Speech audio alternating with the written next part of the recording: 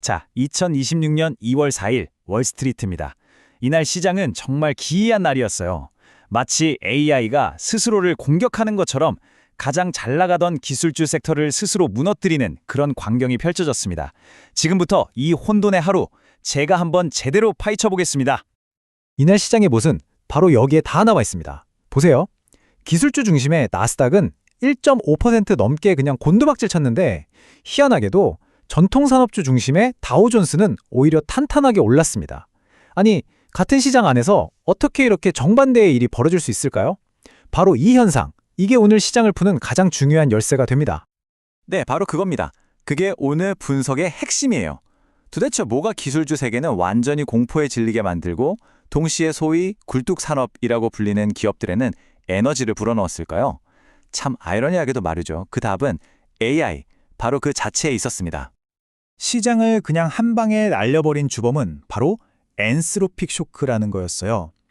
이게 뭐냐면 엔스로픽이라는 AI 회사가 엄청난 걸 공개한 겁니다.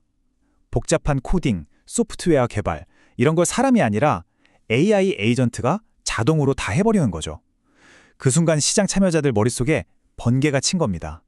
아, AI가 이제 그냥 편리한 도구가 아니구나.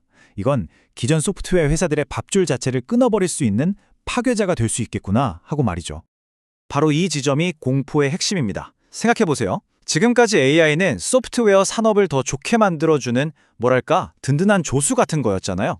근데 이제는 그 산업의 뿌리 자체를 흔들 수 있는 그런 구조적인 위협으로 인식이 확 바뀐 겁니다. 자기가 만든 창조물이 오히려 창조주를 위협하는 그런 패러다임의 대전환이 바로 이날 시작된 거죠. 자, 이 AMD 사례를 보면 당시 시장 심리가 얼마나 불안했는지 아주 그냥 똑똑히 보입니다. 실적이 예상보다 훨씬 잘 나왔어요. 그럼 주가가 올라야 정상이잖아요. 그런데 무려 17%나 폭락했습니다. 아니, 왜 그랬을까요? 이유는 딱 하나입니다. AI 관련 주식에 대한 시장의 기대치가 이건 뭐 완벽함을 넘어서서 거의 신의 경지에 도달해 있었던 거예요. 어닝 서프라이즈 정도로는 성에 차지도 않는 거죠. 좋은 소식이 더는 좋은 소식이 아니게 된 그런 시장이었습니다. 자, 그럼 기술주에서 뛰쳐나온 이 어마어마한 돈들 다 어디로 갔을까요? 지금부터 그 돈의 흐름을 한번 추적해 보겠습니다. 결과는 보시는 것처럼 아주 극명합니다. 엄청난 대순환매, 그러니까 돈의 대이동이 일어난 거죠. AI가 자기 밥그릇을 엎을 수도 있다는 공포가 생기니까 투자자들이 눈에 보이지도 않는 컴퓨터 코드 대신에 땅 파면 바로 나오는 시커먼 석유로 눈을 돌린 겁니다. 불확실한 디지털 세상에서 손에 잡히는 현실 세계로 거대한 자금이 피난을 간 거죠. 이게 바로 이날의 가장 중요한 흐름이었습니다. 이 패닉은요, 마치 도미노처럼 번져나갔습니다. 한번 볼까요?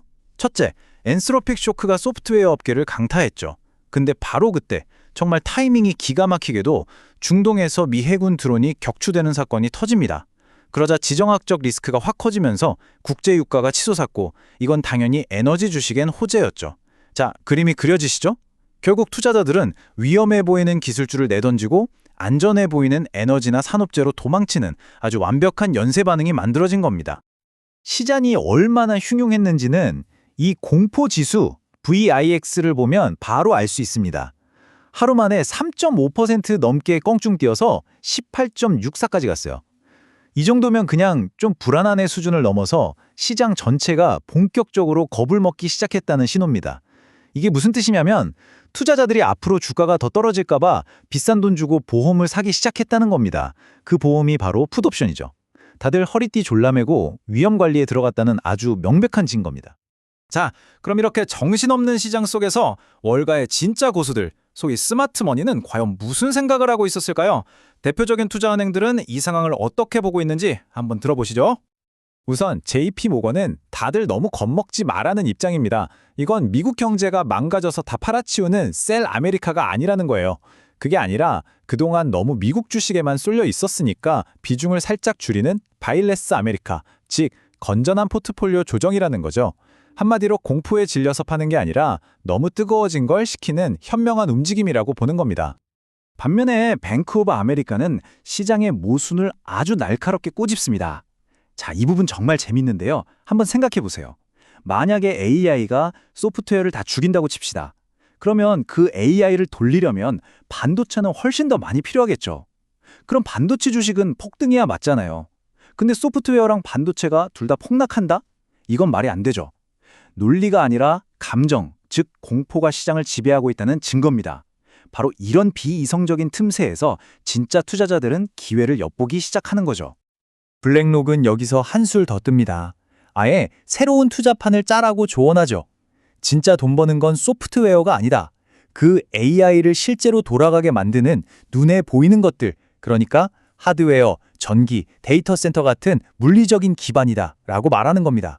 뭐랄까 다들 금을 캐러 달려들 때 옆에서 곡괭이랑 청바지를 팔라는 전략이죠. 피 터지는 소프트웨어 경쟁에서 벗어나서 AI 생태계의 땅과 기반에 투자하라는 아주 현명한 조언입니다.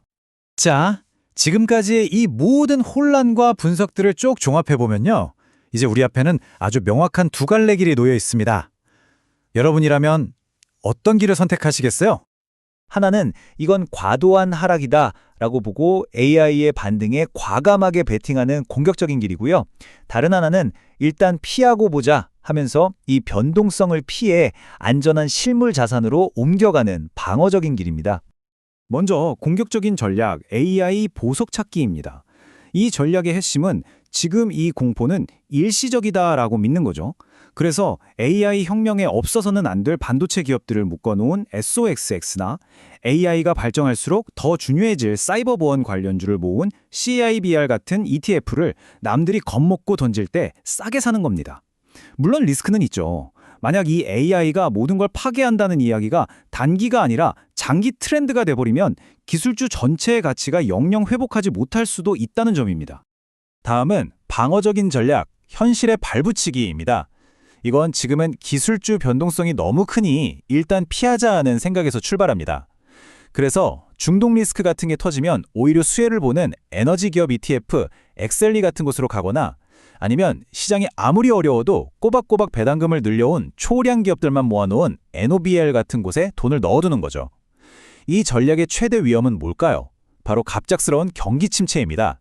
경기가 급격히 나빠지면 에너지 수요도 가격도 같이 폭락할 수 있으니까요. 결론적으로 오늘 시장은 한마디로 이겁니다.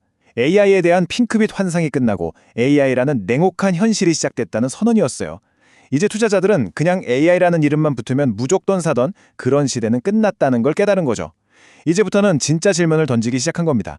그래서 이 AI가 대체 누구의 주머니를 털고 누구의 주머니를 채워줄 것인가 하고 말이죠. AI 혁명, 이제 막 시작됐습니다. 더 이상 AI가 세상을 바꿀까? 이런 질문은 의미가 없어요. 그건 기정사실이니까요. 이제부터 우리에게 주어진 진짜 질문은 단 하나입니다. 이 거대하고 파괴적인 혁신의 파도 속에서 당신은 과연 승자의 편에 설 것인가? 아니면 희생자의 편에 설 것인가? 그 선택은 이제 여러분의 몫입니다.